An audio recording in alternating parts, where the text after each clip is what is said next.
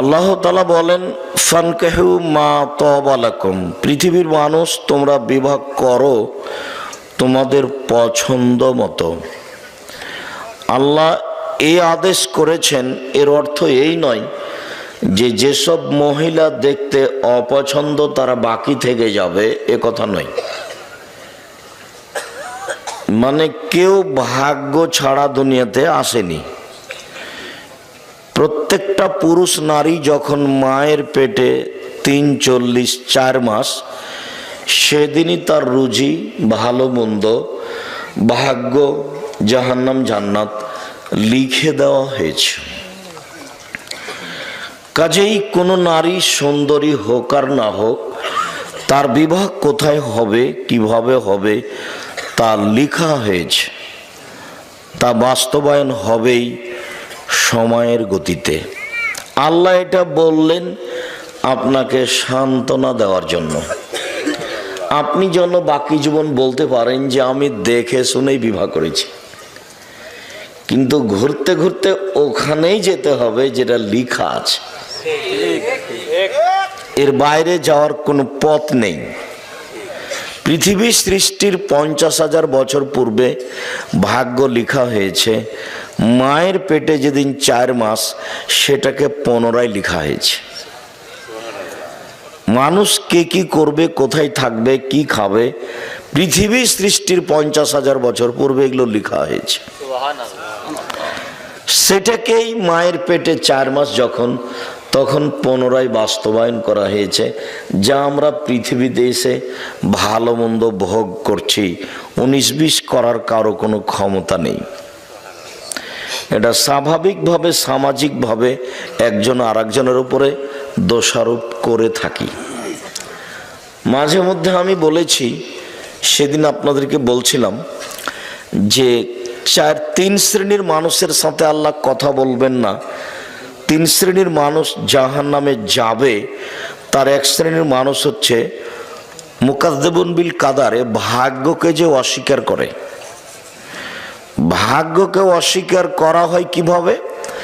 যে আপনার ছেলে আর আমার ছেলে ঢাকা থেকে আসছিল, সিরাজগঞ্জে আপনার ছেলেটা গাড়ি থেকে নেমে গেছে, আর একটা গাড়িতে উঠেছে। ওই গাড়িটা সামনে অ্যাক্সিডেন্ট হয়ে গেছে, আপনার ছেলের হাত ভেঙে গেছে।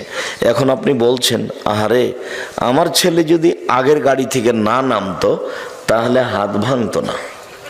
এটা হলো ভাগ্যকে অস্বীকার করা। ঘটনা ঘটবে, এটা লেখা আছে তার তাকদিরে, তাইও গাড়ি থেকে নেমেছে।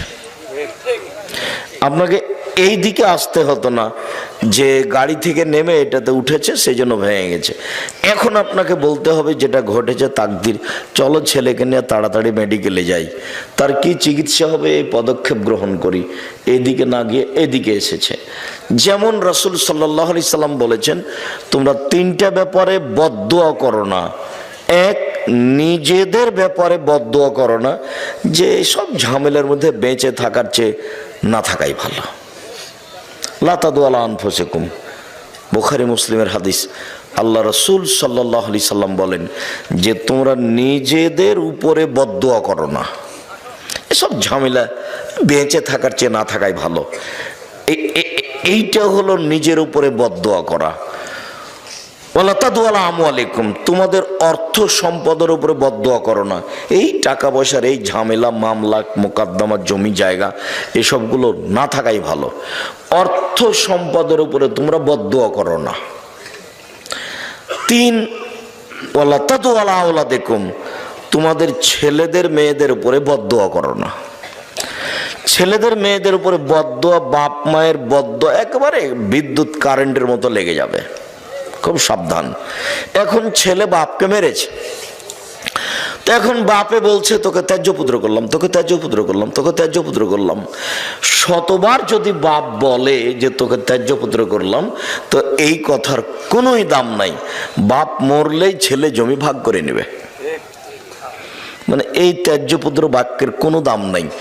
ছেলে যখন বাপকে মেরেছে, তখন বাপের উচিত ছিল তাড়াহুড়া করে সুন্দর করে ওযু করে ঘরে ঢুকে সময়ের উপরে 2 রাকাত সালাত আদায় করে কিবলার দিকে মুখ করে হাত উঠিয়ে প্রার্থনা করে বলার দরকার ছিল যে আমি এই জন্য ছেলে তোমার কাছে নিনি, তুমি আমাকে ছেলে ফিরিয়ে দাও।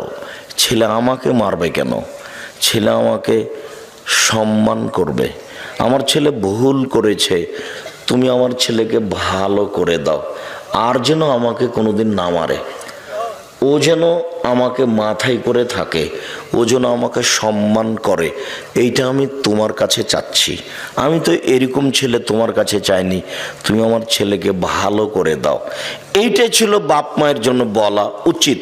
কিন্তু বাপ মা রাগ করে বলছে তোকে ত্যায্যপুত্র করলাম, তোকে ত্যায্যপুত্র করলাম, অথচ ওই কথার কোনো দাম নেই, কোনো দাম নেই। বাপ মরলে জমি ভাগ করে নিবেই, আর নেওয়াটাই ঠিক। পৃথিবীতে বাপ মাকে মানে না যারা, তারা জান্নাতে যাবে না, এ কথা ঠিক। কিন্তু বাপ মা ছেলে মেয়েকে গালি দিবে, বদদোয়া করবে, এটা নয় যে।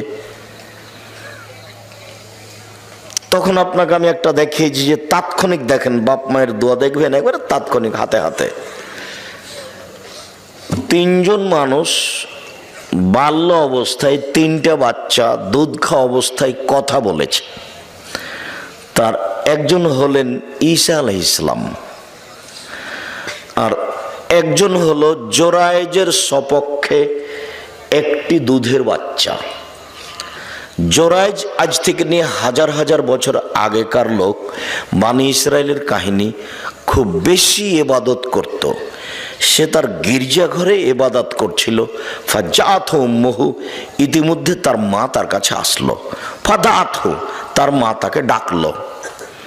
তখন ও বলছে আবু উসাল্লি আম উজিবহা, আমি এখন সলাত আদায় করব না মায়ের ডাকে সাড়া দেব?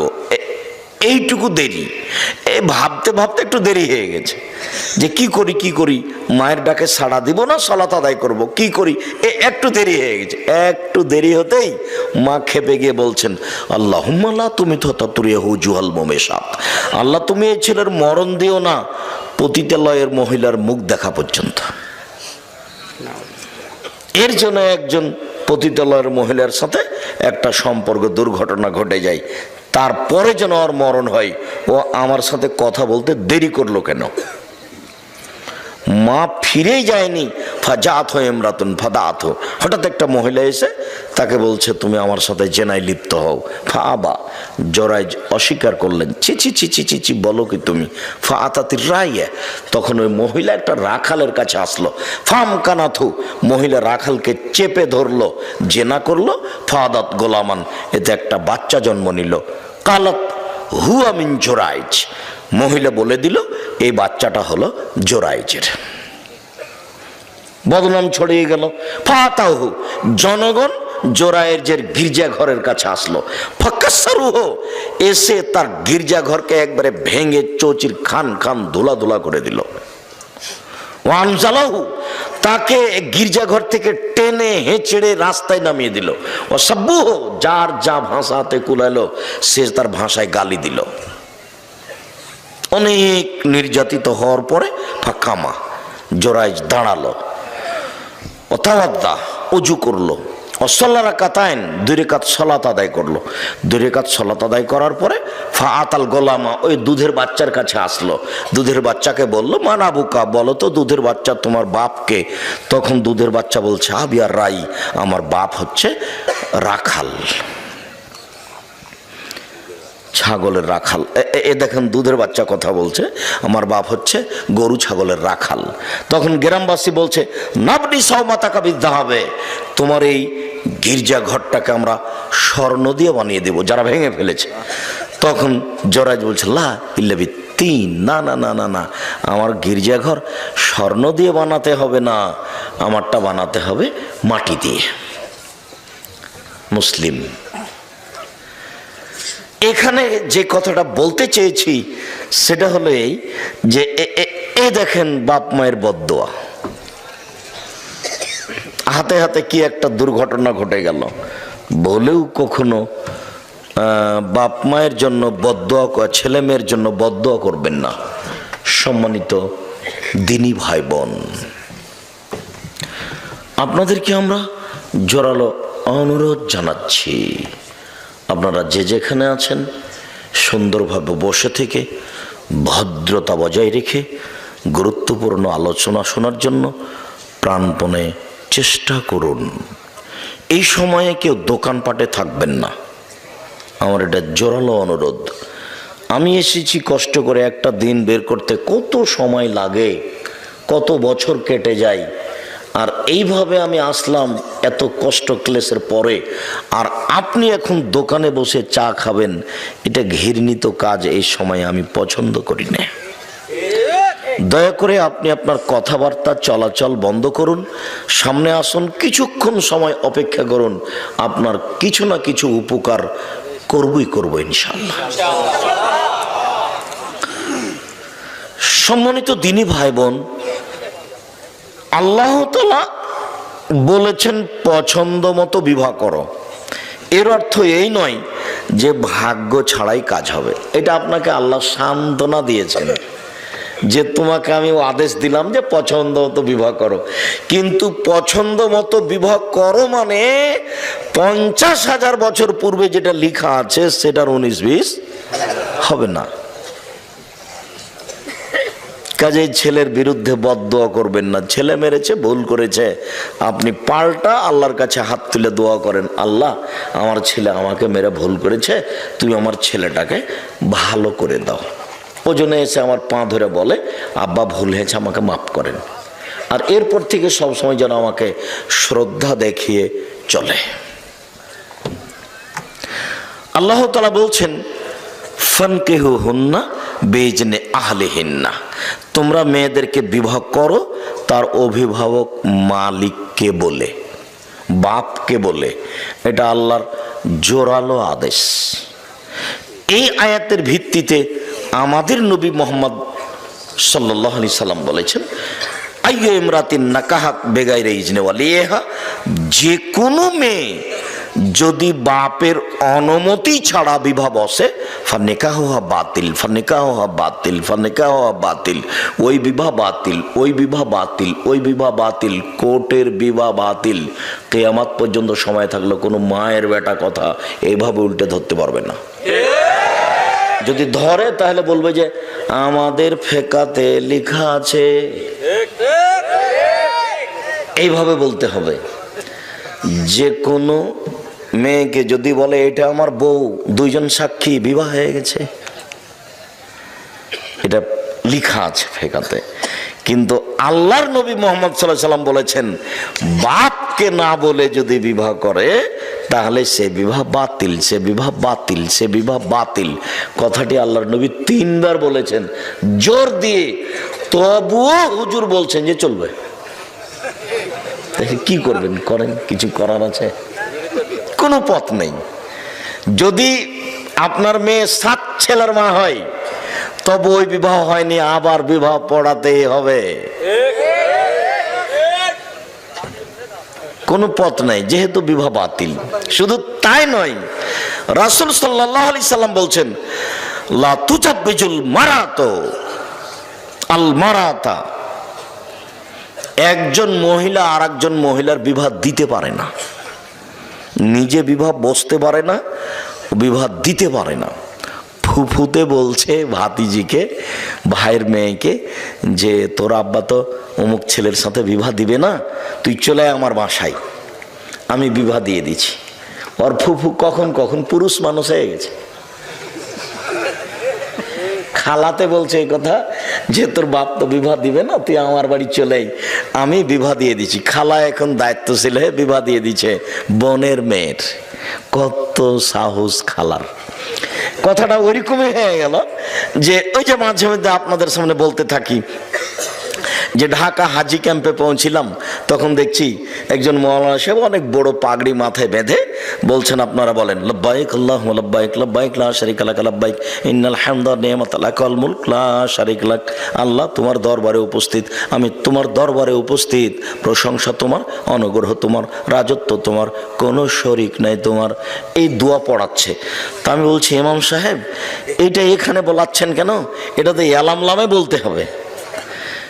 বিমান জিদ্দায় নামার 15-20 মিনিট পূর্বে বৈমানিকের পক্ষ থেকে বলা হবে আপনারা এহরাম বাঁধুন, তালবিয়া পড়ুন।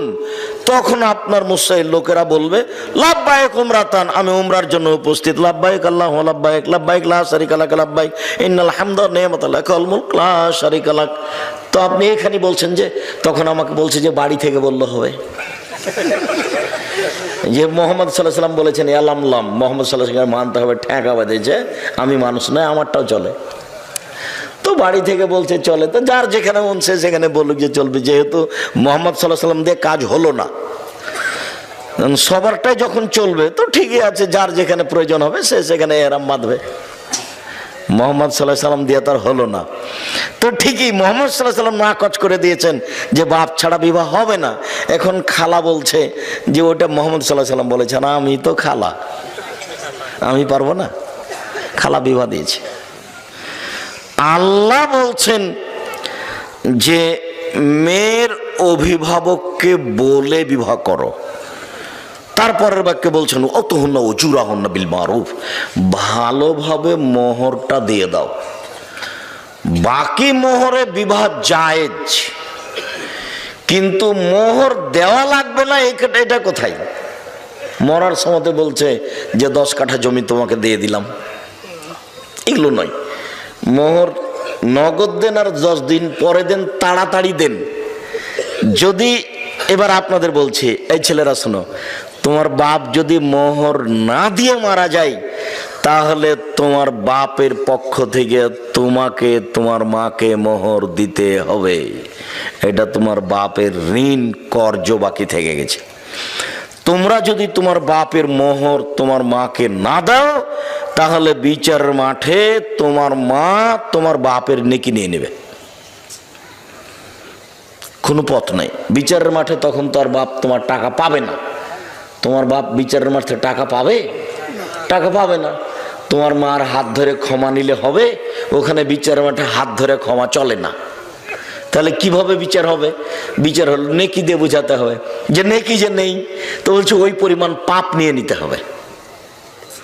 বিচার এইভাবেই রাসূল সাল্লাল্লাহু আলাইহি সাল্লাম সমাধা করে দিয়ে গেছেন যে বিচারের মাঠের বিচার এইভাবে হবে। তা আপনাকে আমি একটা থাপ্পড় মেরেছি, রিক্সাওয়ালা আপনি, তো এখন বিচারের মাঠে আপনার তো আমি হাত ধরে ক্ষমা নিনি, এখন কিয়ামতের মাঠে উপস্থিত, তো রিক্সাওয়ালা বলছে আমাকে থাপ্পড় মেরেছে, এখন আমি কি দিয়ে পরিশোধ করব? এখন তো আর বলতে পারছি না রিক্সাওয়ালাকে ভাই আমার ভুল হয়েছে তুমি মাফ করো, এটাও তো চলে না। কি করতে হবে?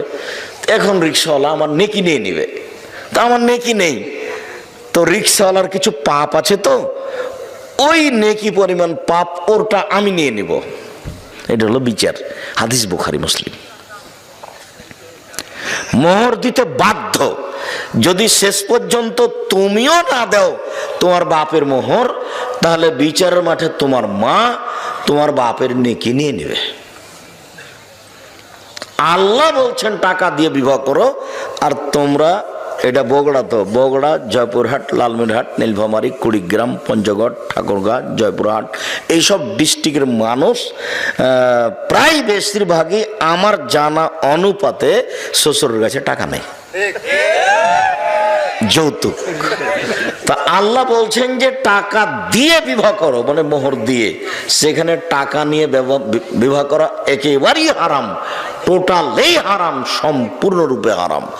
যে বাক্যটা আপনার খুব ভালোভাবে জানা আছে যে আব্দুর রাজ্জাক সাহেব বলেছেন ভিক্ষা করা টাকা দিয়ে চাউল কিনে ভাত খেয়ে ইবাদত কবুল হবে, কিন্তু যৌতুকের টাকা দিয়ে শ্বশুরের কাছ থেকে টাকা নিয়ে ওই টাকা দিয়ে চাউল কিনে ভাত খেয়ে ইবাদত কবুল হবে না। এই ফতোয়া উল্টিয়ে ধরার কোনো পথ নেই, এভাবেই থাকবে কিয়ামত পর্যন্ত। শ্বশুরের কাছে টাকা নেওয়ার কোনো পথ নেই।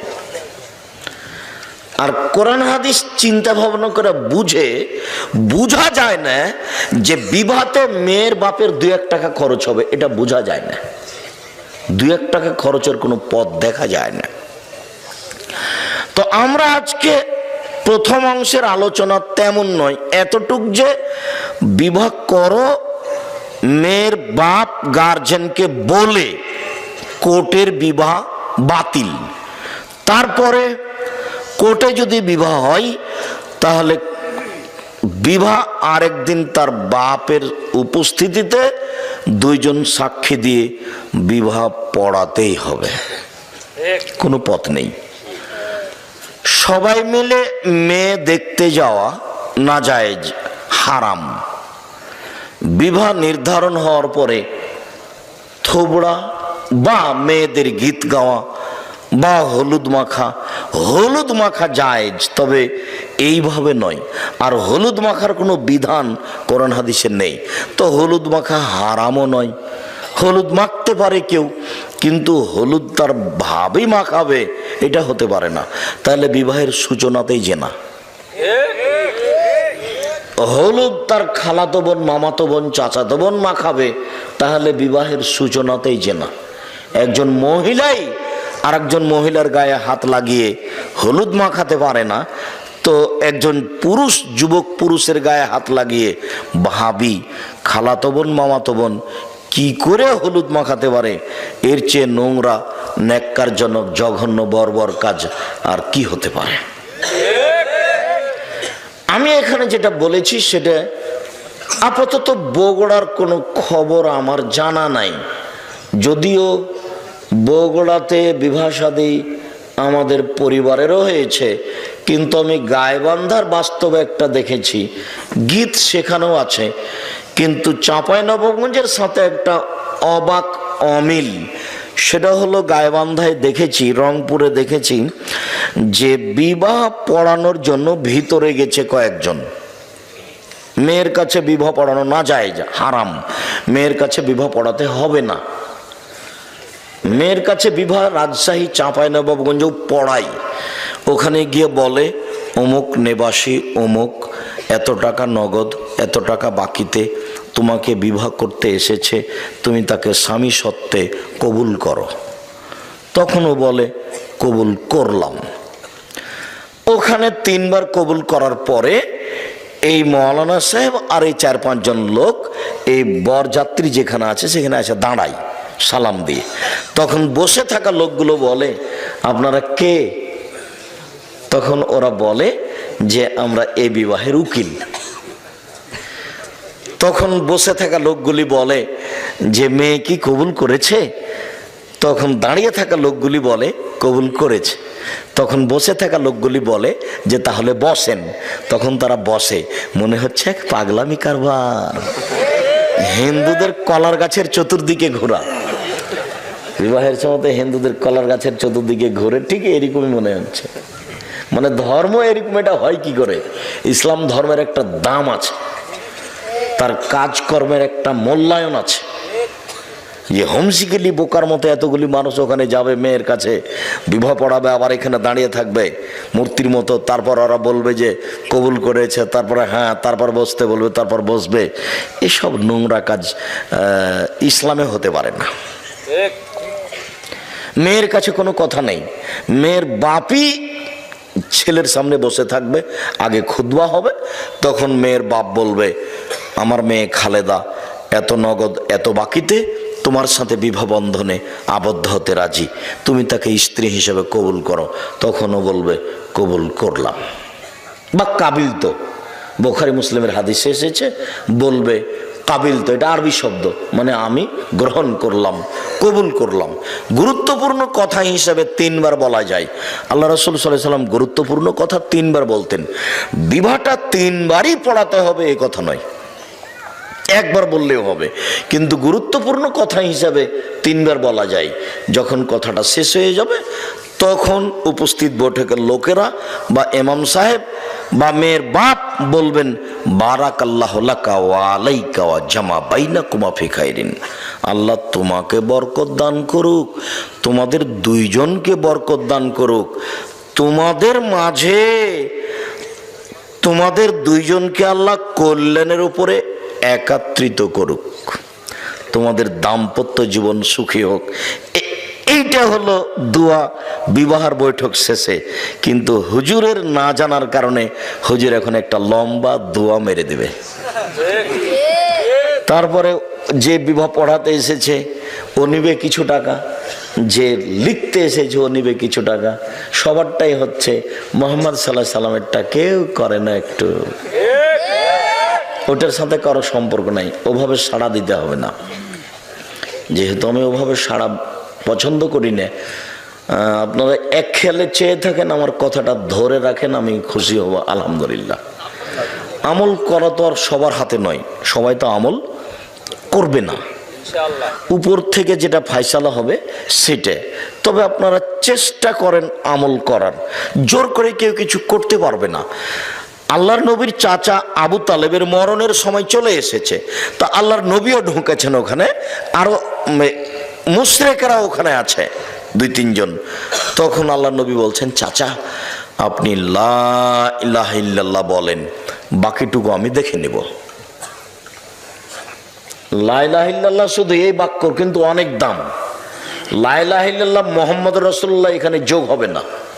একটু আগে যে আপনারা বললেন শেষ বাক্যে যে আপনারা বলুন লা ইলাহা ইল্লাল্লাহ, শেষে যোগ হয়ে গেছে মুহাম্মদ রাসূলুল্লাহ, ওই অংশ জিকিরে যোগ হবে না। এমনি তো সবাকে নিয়ে জোরে জিকির করাই না জায়েজ, জোরে জিকির করার প্রমাণের কোনো পথ নেই। তো সবাই যে দেখছি যে মোবাইলে দেখছি খালি চিল্লাচিল্লি করে জিকির করে লাফ দিয়ে বাঁশের উপরে উঠে যাচ্ছে। এখন করছে তো কি করবেন, এখন তো আমাদের তো কিছু করার নেই। সাহাবী রাসূলের সামনে একটু খালি জোর করে বলেছেন সুবহানাল্লাহ, আলহামদুলিল্লাহ, আল্লাহু আকবার। তখন আল্লাহ রাসূল বলছেন, আই ইরবা আল আনফুসাকুম, চুপে চুপে জিকির করো। ইন্নাকুম লা তাদুনা আসামাল্লাহ গায়েব, তোমরা যাকে ডাকছো ও বধির নয়, তোমরা যাকে ডাকছো ও অন্ধ নয়। ইন্নাকুম তাদুনা সামিয়াম বাসীরা, তোমরা যাকে ডাকছো সব কিছু শোনে, তোমরা যাকে ডাকছো সব কিছু দেখে। অতএব চিল্লাচিল্লি কেন, চিল্লাচিল্লি কেন? চিল্লাচিল্লির একটা করতে গিয়ে ইহরাম বেঁধে জিকির করা, সেইটা জোরে অনুমতি দিয়েছে। ওখানে আল্লাহ নবী বলছেন, ফাতানি জিবরাইল, এখনই জিবরাইল আমার কাছে আসলেন, ও আমারানি, জিবরাইল আমাকে আদেশ করলেন যে আনামরাকুম, আমি তোমাদেরকে বলে দিব, আনতারফাসাতাকুম, তোমরা একবারে চিল্লিয়ে বলবে বিল ইহরামে আর তালবিয়া, ইহরাম বাঁধা শব্দটা আর তালবিয়া পড়া শব্দটা একবারে চিল্লা চিল্লি করে বলবে। লাব্বাইক উমরাতান, আমি উমরার জন্য উপস্থিত।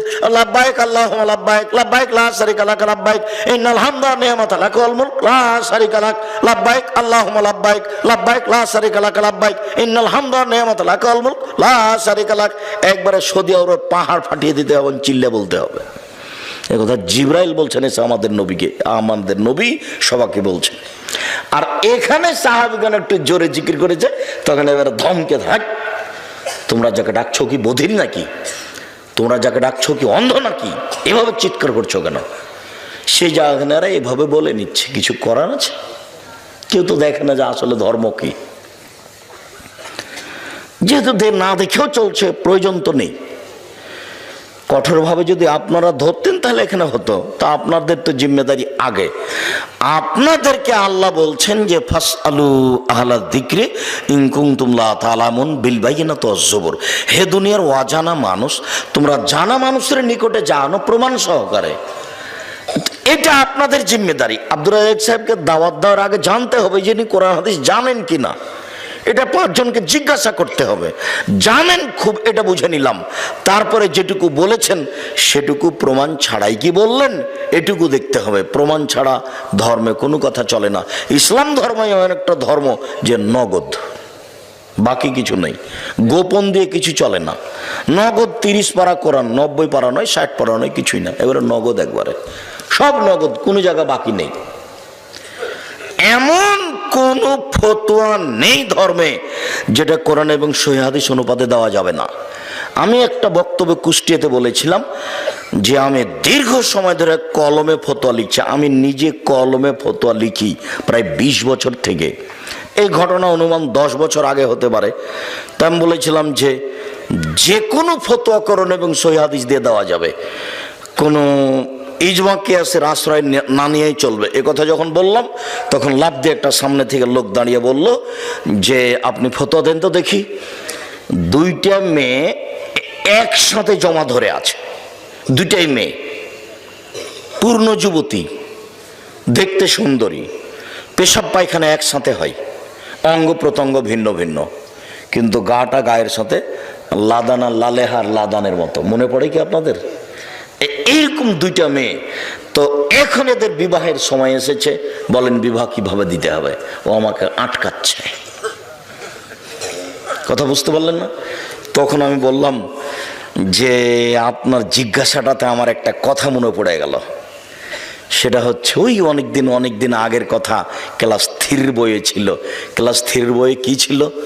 মোল্লা দোপেজি, বাদশা বলছে, মোল্লা দোপেজি জি জাহাপনা, আকাশের দিকে লক্ষ্য করুন তো। করলাম জাহাপনা।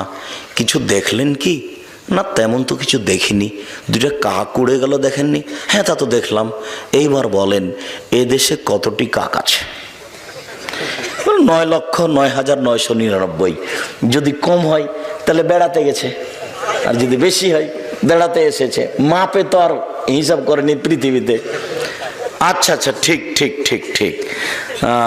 আচ্ছা মোল্লা দোপেজি, ওইটা কি? ওইটা চৌবাচ্চা জাহাপনা। বলতে পারো তুমি চৌবাচ্চায় কত পেয়ালা পানি আছে? যদি বলতে না পারো তাহলে তোমার গর্দান যাবে। তা যাক জাহাপনা, তবে প্রশ্ন একদম সোজা, একদম সহজ। পেয়ালা যদি চৌবাচ্চার সমান হয় 1 পেয়ালা, যদি অর্ধেক হয় 2 পেয়ালা, 4 ভাগে 4 পেয়ালা, 8 ভাগের ভাগে 8 পেয়ালা, 16 ভাগের ভাগে 16 পেয়ালা। আরে থামো থামো থামো, যা তোমাকে আজ মোরগ মুসাল্লাম খাওয়াবো। তো ঠিক এরকম হয়ে গেছে আপনার জিজ্ঞাসা। আপনার জিজ্ঞাসা তো জটিল নয়। আল্লাহ বলেছেন লা ইউকাল্লিফুল্লাহু নাফসান ইল্লা উসাহা। মানুষ যেটা করতে পারবে না এরকম বিধান আল্লাহ মানুষের উপরে চাপাবেন না। আপনি এখন বড় ডাক্তারের কাছে আশ্রয় নেন। বড় ডাক্তার যদি বলে যে পৃথক করা যাবে, করতে হবে। যদি বড় ডাক্তার বলে পৃথক করা যাবে না, তো একজনে বিবাহ করুক, তাতে আসে যায় না। এবার আপনি দেখান কে বিবাহ করতে চাচ্ছে, মেয়ে দুটি কোথায়? কোনো পথ নেই। যে কোনো ফতোয়া আমার 20 বছরের অভিজ্ঞতা বলছে, আমার 20 বছরের অভিজ্ঞতা বলছি, যে কোনো ফতোয়া কোনো ফেকার আশ্রয় নিতে হবে না ইনশাআল্লাহ। কোনো কেয়াসের কোনো কিছুরই আশ্রয় নিতে হবে না। আপনি কোরআন হাদিস দিয়ে বলতে পারবেন, কোনো সমস্যা নেই। আমার 20 বছরের অভিজ্ঞতা বলছি,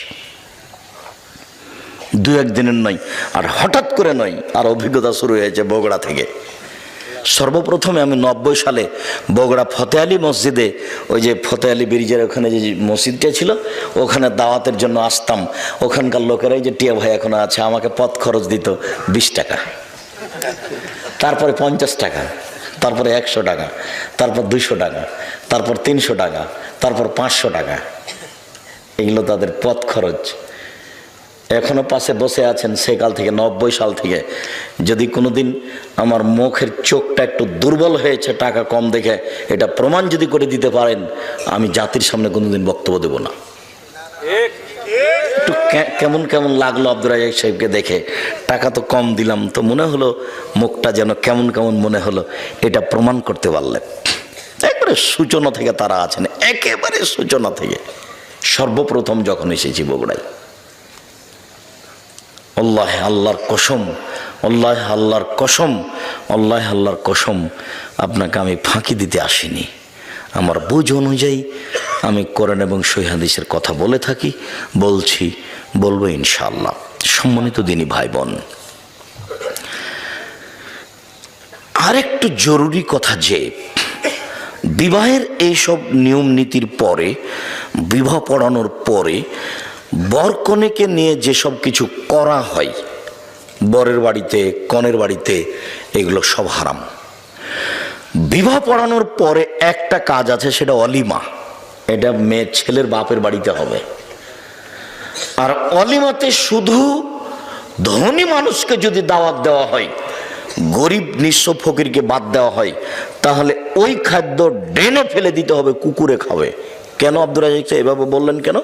আল্লাহ নবী বলেছেন আশারত আমিন, সবচেয়ে নিকৃষ্ট খারাপ খাদ্য ওই খাদ্য যেই খাদ্যে শুধু ধনীদের দাওয়াত দেওয়া হয়েছে, গরিবদের দেওয়া হয়নি। তাহলে এবার যে কয়েক দেগ ভাত রান্না করা হয়েছে গরুর গোশত দিয়ে, এই ভাতটা এখন কেমন ভাত বলেন তো দেখি? সবচেয়ে খারাপ, সবচেয়ে নিকৃষ্ট। এ কথা আমি বলিনি, এ কথা মুহাম্মদ সাল্লাল্লাহু আলাইহি ওয়াসাল্লাম বলেছেন। দেখকে একবার উল্টিয়ে ফেলে দিতে হবে ট্রেনে, কুকুরে খাবে ভাত, মানুষ খাবে না। কেন? এতে কাকে দাওয়াত দেওয়া হয়েছে? শুধু চিনে চিনে ধনীকে দাওয়াত দেওয়া হয়েছে। অতএব এ খাদ্য হারাম, এ কথা আমি বলিনি, এ কথা মুহাম্মদ সাল্লাল্লাহু আলাইহি সাল্লাম বলেছেন। আর দোয়াটার ওখানে আছে বরকত।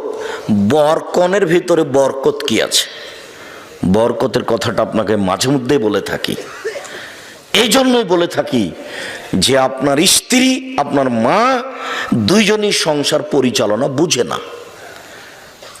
ভাতে চাউল দিতে গিয়ে 2টা চাউল পড়ে গেছে, সেটা তুলে যে পাতিলে দিতে হবে সেটা তার বিবেচনাতে নেই। বাড়ির বরকত বুঝে না। দেখেন তো, বরকত যেভাবে আল্লাহ রাসূল বলছেন, মানুষের মধ্যে বরকত আছে, টেবিলটার মধ্যে বরকত আছে, এই বোতলটার পানিটার মধ্যে বরকত আছে। কিভাবে এগুলো আব্দুর রাজাক সাহেব? টেবিলের বরকত বুঝতে পারলেন না? আজকে সন্ধ্যার সময় টেবিলটা করা হয়েছে, এমন এক জায়গাতে ঘরে রেখেছেন যে উপর থেকে বস্তা পড়ে টেবিলটা ভেঙে গেল, একদিনই শেষ।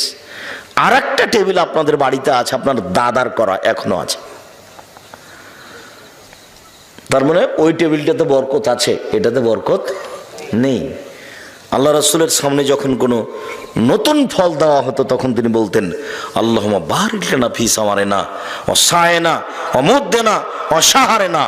আল্লাহ তুমি আমাদের ফলে বরকত দাও, আমাদের শহরে বরকত দাও, আমাদের ওজনে বরকত দাও, আমাদের জিনিসপাতিতে বরকত দাও। রুজি ভিন্ন জিনিস, বরকত ভিন্ন জিনিস। রুজি ভিন্ন জিনিস, বরকত ভিন্ন জিনিস।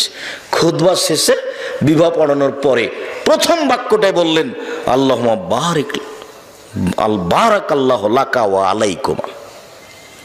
আল্লাহ বরকত তোমাকে দেখ, তোমাদের দুজনকে দেখ, আর তোমাদের দুজনকে আল্লাহ কল্যাণের উপরে একত্রিত করুক।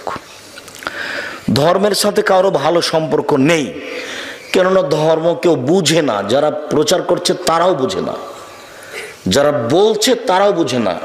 এখানে যিনি, ওনার নাম কি, কাজী, কাজীর খাতাতে 4 জন সাক্ষী লাগবে। এই খাতা ফেলে দিতে হবে, এই খাতা চলবে না। বিবাহের জন্য 4 জন সাক্ষী লাগে না, কয়জন লাগে? 2 জন। এখানে আবার ভাগ করে নিয়েছে, মেয়ের পক্ষ থেকে 2 জন, ছেলের পক্ষ থেকে 2 জন। তার মানে সূচনাতেই গন্ডগোল। আল্লাহর নবী এ কথা বলেননি। আল্লাহর নবী মুহাম্মদ সাল্লাল্লাহু আলাইহি ওয়াসাল্লাম বলেছেন যে একটা বিবাহ জায়েজ হওয়ার জন্য কয়জন সাক্ষী লাগে? 2 জন। ও পুরুষের পক্ষে না মহিলার পক্ষে, এই কথা তিনি বলেননি। তিনি বলেছেন লা নিকাহা ইল্লা বিশাহিদাইনি, 2 জন সাক্ষী ছাড়া বিবাহ হয় না। ওয়ালা নিকাহা ইল্লা বিওয়ালিন, অভিভাবক ছাড়া বিবাহ হয় না। 2 জন সাক্ষী ছাড়া বিবাহ হয় না, 1 জন অভিভাবক ছাড়া বিবাহ হয় না। উকিল বাপ হারাম। নোয়াখালী, কুমিল্লা, পটুয়াখালী, সিলেট, চট্টগ্রাম, ওইসব ডিস্ট্রিক্টে উকিল বাপই বাপ, ওর সাথে মরা পর্যন্ত জামাই মেয়ে সম্পর্ক রাখে। উকিল বাপকে ডেকে নিয়ে আসে, দাওয়াত খায়। যতদিন পর্যন্ত উকিল বাপ বেঁচে আছে ততদিন পর্যন্ত নিজের বাপের যে দামি মানুষ কে? উকিল বাপ। কথা বুঝতে পারলেন না মনে হয়? উকিল বাপ ধর্ম বাপ নয়। বিবাহের দিন যাকে উকিল করা হয় গার্জেন হিসেবে, জি, উকিল বাপই হারাম। বাপ বেঁচে থাকাকালীন উকিল বাপ চলবে না, বাপই তো উকিল।